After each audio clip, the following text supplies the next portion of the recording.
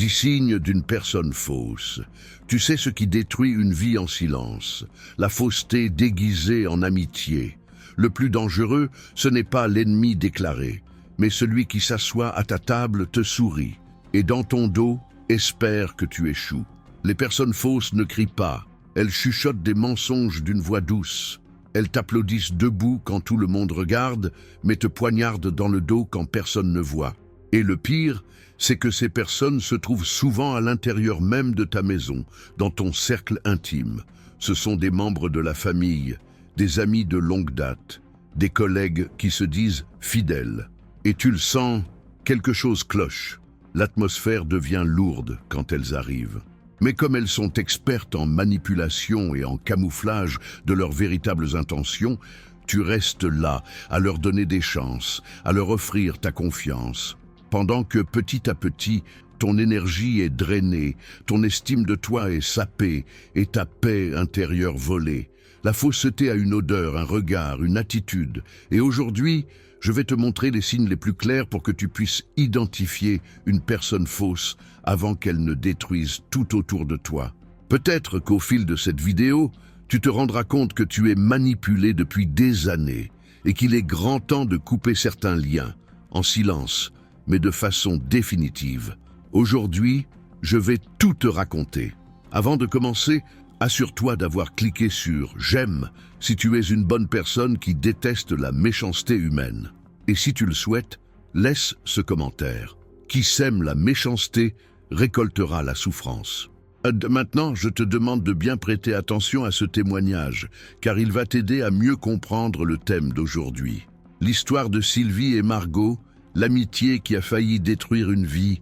Sylvie était une femme simple, veuve, âgée de 61 ans, vivant dans une petite ville du sud de la France. Après la perte de son mari, son monde est devenu vide, jusqu'à ce qu'elle retrouve Margot, une ancienne camarade de classe. Margot, toujours souriante et pleine de mots doux, semblait être le soutien dont Sylvie avait tant besoin dans ce moment de douleur. Elles ont commencé à se voir chaque semaine pour discuter, boire du thé et se remémorer le bon vieux temps. Peu à peu, Margot est devenue une présence constante dans sa maison, dans ses décisions et même dans ses problèmes. Margot disait être là par amitié. Elle proposait toujours son aide pour payer les factures, résoudre des démarches administratives et donner des conseils. Mais avec le temps, Sylvie a commencé à ressentir quelque chose d'étrange. De petites remarques méchantes déguisées en avis sincères, des questions intrusives sur les héritages, des critiques déguisées envers d'autres amis de Sylvie, et cette manière subtile de toujours se rendre indispensable. Un jour, Sylvie a découvert que Margot avait parlé d'elle à sa fille dans son dos. Elle disait qu'elle était confuse, insécure et qu'elle avait besoin de quelqu'un pour gérer ses finances. Cela a été un signal d'alarme.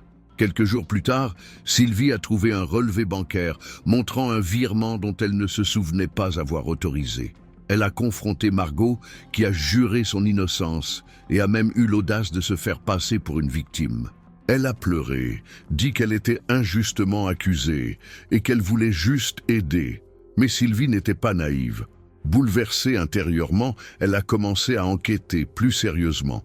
Elle a découvert que Margot utilisait son nom pour obtenir des avantages, qu'elle parlait d'elle en mal à d'autres membres de la communauté et qu'elle avait même suggéré que Sylvie perdait la tête, probablement pour préparer le terrain et prendre le contrôle de ses décisions.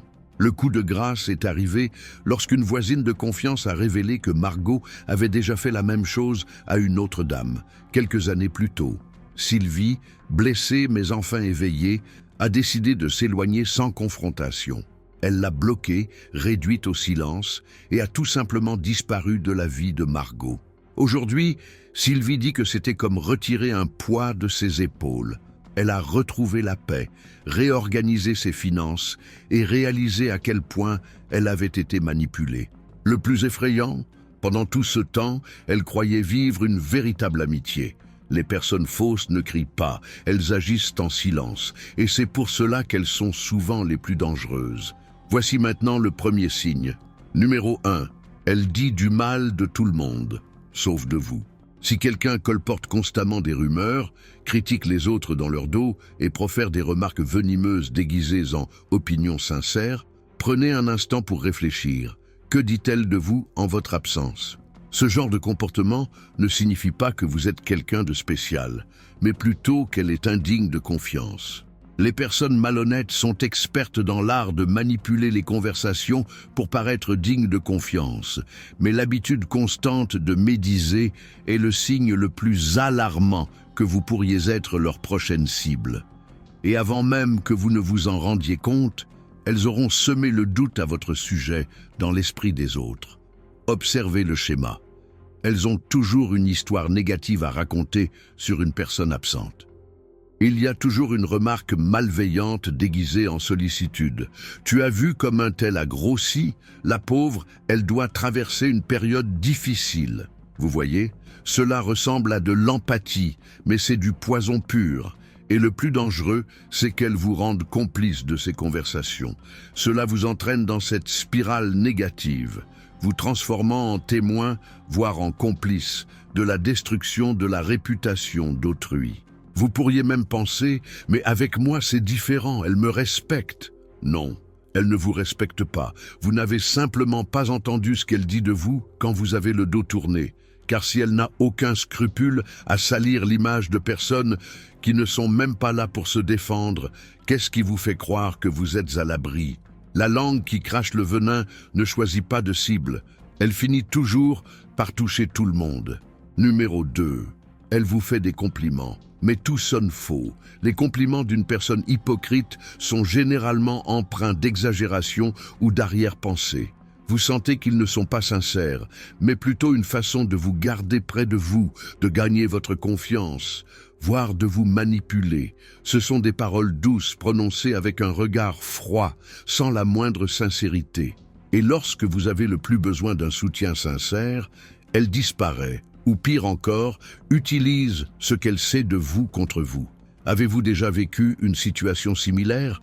Avez-vous déjà eu l'impression que quelqu'un vous complimentait uniquement pour sauver les apparences? Il y a une différence viscérale entre un compliment sincère et un compliment calculé. Le compliment sincère est empreint de chaleur humaine, d'une présence réelle, d'une énergie que vous ressentez au plus profond de vous-même.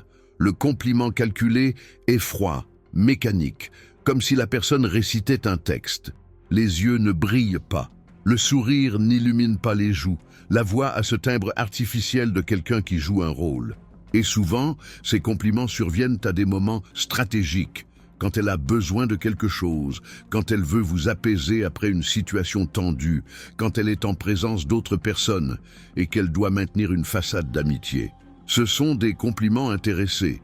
Ils ont un but, un objectif. Ce ne sont pas des expressions spontanées d'admiration, mais des outils de manipulation. Et le pire, c'est qu'avec le temps, vous commencez à douter même des compliments sincères que vous recevez, car cette expérience du mensonge altère votre capacité à faire confiance à toute forme de reconnaissance. Numéro 3. Elle vous fait concurrence en silence. Une personne hypocrite célébrera rarement vos victoires. Elle sourira peut-être, mais au fond d'elle, elle éprouve de l'envie, de la colère et le désir de vous surpasser. Elle tentera de vous imiter, de vous rabaisser ou de toujours montrer qu'elle a quelque chose de mieux. Tout n'est qu'une compétition déguisée. Elle ne vous permettra jamais de vous sentir supérieur. Elle aura toujours une réponse, un « mais », un moyen de vous dévaloriser subtilement. Méfiez-vous de celles qui vous traitent comme une rivale et se font passer pour une amie. Cette compétition silencieuse est épuisante car vous n'avez jamais demandé à y participer. Vous vivez simplement votre vie, vous atteignez vos objectifs, vous êtes vous-même. Et elle a transformé cela en une compétition où elle seule est en lice. Vous achetez une nouvelle voiture, elle ressent le besoin de montrer que la sienne est meilleure ou qu'elle compte en acheter une encore plus chère. Vous parlez d'une promotion au travail? Elle ressent le besoin de parler des nombreuses opportunités qu'elle a reçues et refusées. Vous partagez un simple moment de joie? Elle ressent le besoin de gâcher ce moment par une remarque qui vous démoralise. C'est comme si ton bonheur était une menace pour elle, comme si l'univers ne pouvait accueillir que deux personnes rayonnant simultanément. Et le plus triste, c'est que cela révèle une profonde pauvreté intérieure. Car les personnes vraiment sûres d'elles, celles qui sont bien dans leur peau, n'éprouvent pas le besoin de rivaliser avec leurs amis. Elles célèbrent les succès des autres, car elles savent qu'il y a assez de place pour tout le monde. Mais la personne hypocrite vit dans un manque affectif. Elle vit avec la conviction que si tu possèdes quelque chose, elle le perdra. Et cette mentalité toxique compromet toute possibilité d'amitié véritable. Numéro 4. Elle apparaît quand elle a besoin de quelque chose et disparaît quand vous avez besoin d'elle. Elle se montre aimable et attentionnée lorsqu'elle souhaite obtenir des services, de l'aide ou de l'attention. Mais quand c'est vous qui en avez besoin, elle trouve des excuses, disparaît ou change de sujet. Sa présence est intéressée. Elle ne vous sollicite que lorsqu'elle y voit un intérêt. Et le plus douloureux, c'est de s'en rendre compte trop tard, quand on a déjà trop donné et presque rien reçu. Avez-vous déjà vécu une situation similaire? Quelqu'un qui ne se souvenait de vous que lorsque cela l'arrangeait.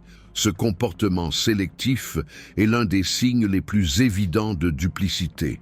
Quand elle a besoin de quelque chose, un service, une oreille attentive, de l'aide pour un problème, des contacts que vous pouvez lui offrir, elle est aux petits soins. Elle vous appelle, vous cherche, vous fait sentir important et indispensable. Mais lorsque les rôles s'inversent, quand c'est vous qui avez besoin de soutien, elle devient comme par magie indisponible. Elle a 1000 excuses. Elle traverse elle aussi une période difficile. Elle a besoin de se concentrer sur elle-même. Elle vous aidera plus tard, promet-elle. Mais ce plus tard n'arrive jamais. Et petit à petit, on réalise que cette amitié est à sens unique. On donne sans cesse et elle reçoit sans cesse. Et quand on cesse enfin de donner, elle disparaît tout simplement. Parce qu'on ne lui est plus d'aucune utilité. On n'a plus rien à lui offrir qui puisse la satisfaire. Et les faux amis ne restent que tant qu'il y a quelque chose à leur prendre. Quand la source est tarie, ils vont chercher ailleurs. Numéro 5. Elle s'énerve quand vous fixez des limites. Il suffit de dire non une seule fois pour que leur visage se transforme. La douceur fait place à la froideur. La sympathie disparaît. Les personnes hypocrites ne supportent pas les limites, car elles les empêchent de vous contrôler. Elles vous accuseront d'ingratitude, de froideur ou d'égoïsme, tout cela pour vous faire céder. Mais la vérité, c'est que si quelqu'un vous quitte simplement parce que vous vous êtes affirmé, c'est que cette personne n'a jamais été là par amour ou par véritable amitié. Numéro 6. Elle se contredit fréquemment. L'un des signes les plus révélateurs de la tromperie réside dans de petites incohérences. Elle dit une chose aujourd'hui, une autre demain. Elle prétend vous admirer, mais se comporte comme si elle vous méprisait. Elle se dit loyale, mais change d'avis au gré de ses intérêts. Et lorsque vous remarquez ces contradictions et que vous l'interrogez, elle esquive la question, se victimise ou prétend que vous avez mal compris. Avez-vous déjà observé ce genre de comportement chez quelqu'un? Avez-vous déjà eu le sentiment que quelque chose clochait, sans pouvoir dire exactement quoi? Numéro 7. Elle aime te montrer en public. Il se moque de vos défauts, vous interrompt dans les conversations et trouve toujours le moyen de vous rabaisser en public. Le tout avec un sourire, comme si c'était une plaisanterie. Mais vous souffrez. Les faux amis utilisent l'humour comme une arme. Ils testent vos limites en public, car ils savent que c'est à ce moment-là que vous sourirez et que vous aurez du mal à avaler votre salive. Ce n'est pas de l'amitié, c'est de l'humiliation déguisée en intimité. Numéro 8. Elle vous imite, mais ne vous reconnaît jamais. Elle observe votre façon de vous habiller, de parler, vos goûts, vos projets, et se met à vous imiter. Mais jamais elle ne vous complimente. Jamais elle n'admet s'inspirer de vous. Au contraire, elle cherche à faire mieux, à vous voler la vedette, à étouffer votre originalité. C'est une forme de compétition sournoise. Et si vous le lui faites remarquer, elle rira et dira que c'est une coïncidence. Mais vous savez bien que non. Numéro 9. Elle s'immisce dans vos relations personnelles pour semer la discorde. Elle a toujours un avis sur tes autres amis, ta famille, ta partenaire. Elle sème le doute, alimente tes insécurités et se fait passer pour une conseillère bienveillante. Mais son véritable objectif est de t'éloigner des personnes qui t'aiment vraiment. Ainsi, elle devient ton seul point de repère. L'isolement affectif est l'une des armes les plus dangereuses utilisées par les personnes hypocrites. Et avant même de t'en rendre compte, tu auras rompu des liens importants à cause de quelqu'un qui ne s'est jamais vraiment soucié de toi. Numéro 10. Elle n'est pas heureuse de son propre bonheur. C'est le signe le plus évident. Une personne hypocrite ne célèbre pas vos réussites, ne se réjouit pas de vos victoires. Elle peut essayer de le cacher, mais son regard la trahit. Elle change rapidement de sujet, esquive la question ou tente même de souligner les aspects négatifs de votre succès. Car au fond, votre bonheur la blesse. Et c'est alors que vous comprenez, celui qui ne supporte pas de vous voir heureux ne mérite pas d'être à vos côtés. Maintenant que vous connaissez ces 10 signes, vous avez peut-être reconnu quelqu'un ou plusieurs personnes. Cela peut faire mal, mais la vérité est que fréquenter une personne hypocrite, c'est laisser votre vie être contaminée par des énergies néfastes. N'attendez pas une trahison flagrante pour agir. Le mensonge agit en silence. Parfois, la meilleure façon de se protéger est de prendre ses distances discrètement, sans explication. Il suffit de partir. Votre tranquillité est plus précieuse que toute relation forcée. Si vous êtes arrivé, jusqu'ici, laissez un commentaire. Que le Créateur nous délivre du mal. N'oubliez pas de vous abonner à la chaîne et de laisser un « j'aime ». Si vous souhaitez entendre d'autres enseignements de ce genre, j'ai laissé une vidéo à l'écran que vous apprécierez certainement. Cliquez dessus et on se retrouve de l'autre côté. À bientôt.